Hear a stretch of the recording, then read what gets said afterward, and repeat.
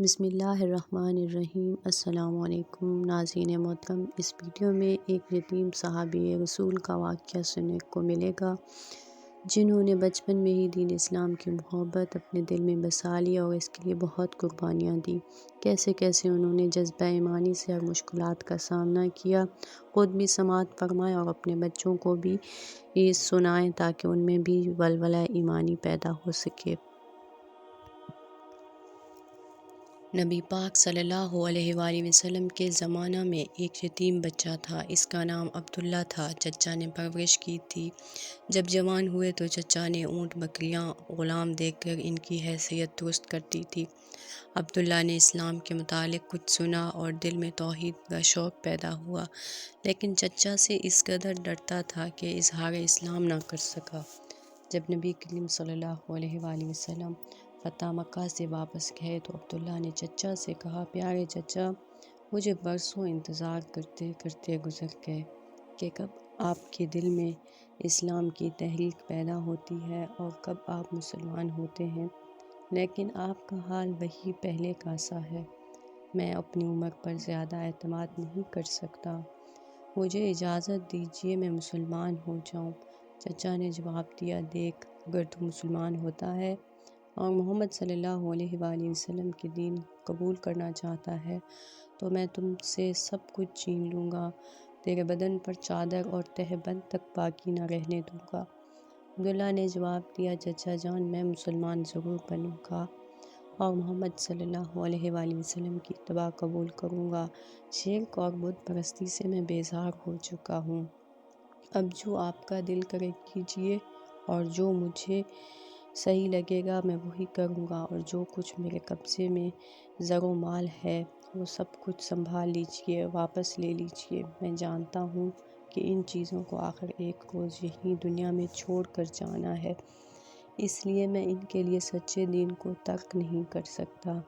عبداللہ نے یہ کہہ کر کپڑے بھی اتار دیے اور ماں کے سامنے گئے۔ ماں یہ حالت دیکھ کر حیران ہوئی اور کہا، عبداللہ کیا ہوا؟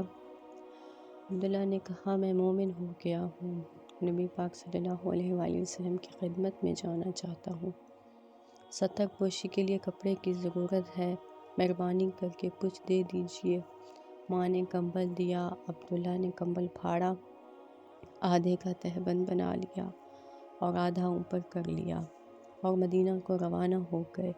علیہ صبح مسجد نبوی میں پہنچ گئے اور مسجد سے ٹیک لگا کر بیٹھ گئے۔ نبی پاک صلی اللہ علیہ وآلہ وسلم کے انتظار میں بیٹھ گئے۔ نبی پاک صلی اللہ علیہ وآلہ وسلم جب مسجد مبارک میں آئے تو اسے دیکھ کر پوچھا، کون ہو؟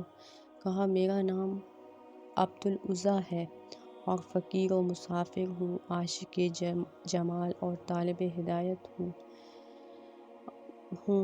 اور در دولت پر آ پہنچا ہوں۔ نبی پاک صلی اللہ علیہ وآلہ وسلم نے فرمایا، تمہارا نام عبداللہ ہے، ذوالبجادین تمہارا لقب ہے، تم ہمارے پاس ہی رہو اور مسجد میں رہا کرو۔ عبداللہ اصحاب صفہ میں شامل ہو گیا، نبی پاک صلی اللہ علیہ وآلہ وسلم سے قرآن سیکھا، دن بھر ذوق و شوق اور جوش و نشاط سے قرآن پڑھتا رہتا تھا۔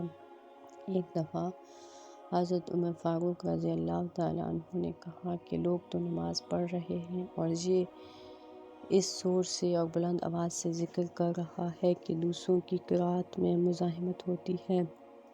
نبی پاک صلی اللہ علیہ وآلہ وسلم نے فرمایا، عمر، اسے کچھ نہ کہو، یہ تو اللہ اور اس کے رسول کے لیے سب کچھ چھوڑ کر آیا ہے۔ عبداللہ کے سامنے غزوہ تبوک کی تیاریاں ہونے لگیں تو یہ بھی رسول اللہ صلی اللہ علیہ وآلہ وسلم کی خدمت میں آئے۔ عرض کیا، یا رسول اللہ، دعا فرمائیے، میں بھی راہ خدا میں شہید ہو جاؤں۔ نبی پاک صلی اللہ علیہ وآلہ وسلم نے فرمایا، جاؤ کسی درخت کا چھلکا اتار کر لاؤ۔ عبداللہ لے آئے تو نبی پاک صلی اللہ علیہ وآلہ وسلم نے وہ چھلکا ان کے بازو پر باندھ دیا اور زبان مبارک سے فرمایا، الہی میں کفار پر اس کے خون کو حرام کرتا ہوں۔ عبداللہ نے کہا، یا رسول اللہ، میں تو شہادت کا طالب ہوں۔ نبی پاک صلی اللہ علیہ وآلہ وسلم نے فرمایا، جب اللہ کے راستے میں نکلو اور پھر بخار آئے اور مر جاؤ تب بھی تم شہید ہی ہوگے۔ تبوک پہنچ کر یہی ہوا کہ بخار چڑھا اور انتقال کر گئے۔ بلال رضی اللہ تعالیٰ عنہ کا بیان ہے کہ میں نے عبداللہ رضی اللہ تعالیٰ عنہ کے دفن کی کیفیت دیکھی۔ رات کا وقت تھا۔ حضرت بلال رضی اللہ تعالیٰ عنہ کے ہاتھ میں چراغ تھا۔ حضرت ابوبکر و عمر ان کی لاش کو لحد میں رکھ رہے تھے اور نبی پاک صلی اللہ علیہ وسلم یہ فرما رہے تھے کہ اپنے بھائی کو مجھ سے قریب کرو، اور اس طرح نبی پاک صلی اللہ علیہ وآلہ وسلم نے قبر میں اینٹیں بھی اپنے ہاتھ سے رکھیں اور پھر دعا میں فرمایا، اے اللہ میں ان سے راضی ہوا، تو بھی ان سے راضی ہو جا۔ حضرت ابن مسعود رضی اللہ تعالیٰ عنہ فرماتے ہیں کہ کاش اس قبر میں مجھے دفن کیا جاتا۔ سبحان اللہ! ہمارے صحابہ کرام رضی اللہ تعالیٰ عنہم اجمعین کی کیا شان ہے۔ اللہ اور اس کے رسول سے محبت کا پورا حق صرف انہوں نے ہی ادا کیا۔